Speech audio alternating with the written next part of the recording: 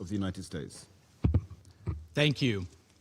Distinguished delegates, this is a moment in history that requires moral clarity, and President Trump has met the moment. The most fundamental duty of any sovereign government is the protection of its people. Operation Epic Fury is directed towards specific and strategic objectives: to dismantle missile capabilities that threaten allies, to degrade naval assets used to destabilize international waters, and to disrupt the machinery that arms proxy militias, and to ensure the Iranian regime never, ever can threaten the world with a nuclear weapon. As President Trump said last night, for decades, the Iranian regime has willfully destabilized the world. It has killed American forces and citizens, threatened regional allies, and jeopardized the security of international shipping upon which the world depends. Its massive support for violent proxies, declared terrorist organizations, the Houthis, Hezbollah, Hamas, and others, has brought bloodshed and disorder across the Middle East for far too long.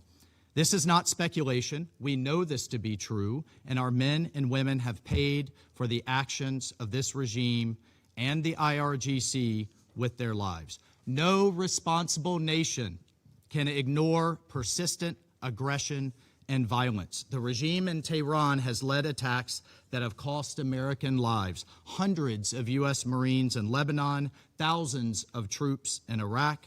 American hostage after hostage has suffered. Our ships fired upon dozens of times in the Red Sea. Iran has armed and financed militant organizations that undermine lawful governments and destabilize an already fragile region. Iran's continued pursuit of advanced missile capabilities, coupled with its refusal to abandon nuclear ambitions despite diplomatic opportunities, presents a grave and mounting danger. The international community has long affirmed a simple and necessary principle: Iran cannot have a nuclear weapon. That principle is not a matter of politics, it's a matter of global security, and to that end, the United States is taking lawful actions.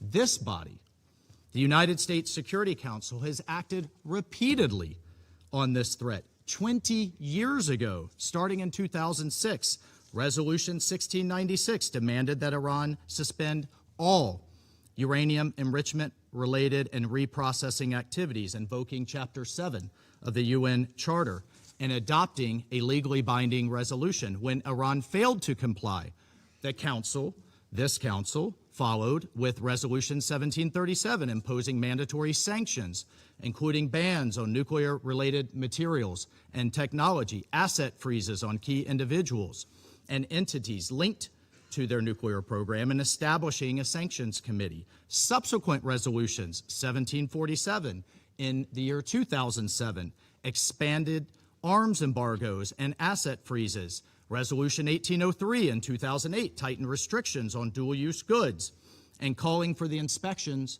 of Iranian cargo. Resolution 1835 in 2008 reaffirmed the need for full compliance. And Resolution 1927 in 2010, which was the most comprehensive, banning ballistic missile activities, tightening the conventional arms embargo, targeting the IRGC and shipping lines, and prohibiting new Iranian banking relationships, built a robust multilateral framework to curb Iran's nuclear and missile pursuits. These measures, again adopted under Chapter 7, represented the world's collective judgment that Iran's actions posed a threat to international peace and security. And despite numerous opportunities for an alternative path, Iran remained defiant. And the Security Council decided on September 19th of last year, 2025, to restore these measures, snap back sanctions, sending a clear message that the world will not acquiesce to threats and half measures, and Tehran would be held to account. On top of these actions by the UN, American diplomacy was attempted repeatedly and in good faith. President Trump, Secretary Rubio, our special envoys, Witkoff and Kushner, were relentlessly dedicated to diplomacy. But diplomacy cannot succeed where there is no genuine willingness to cease aggression, where there is no genuine partner for peace. As President Trump said today, and he spoke directly to the Iranian people, he said, quote, "To the proud, great people of Iran, I saw tonight that the hour of your freedom is at hand.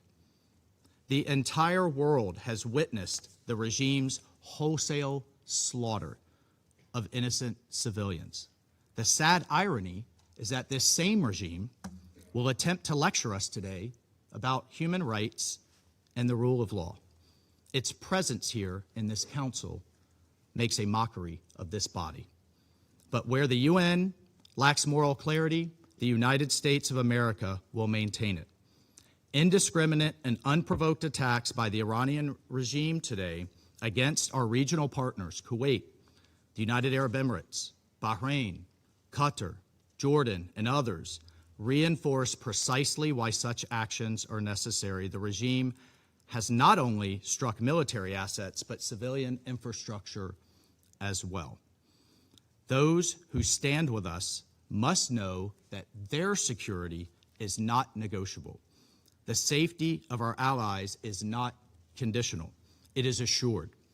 The bottom line is this, colleagues. Our allies and partners can count on the United States and can count on President Trump.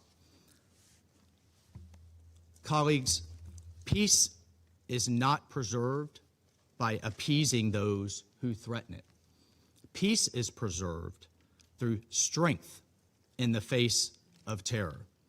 History has taught us that the cost of inaction is far greater than the burden of decisive action.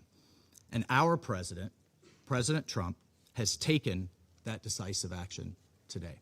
I thank you. I thank the representative of the United States for the statement, and I give the floor to the representative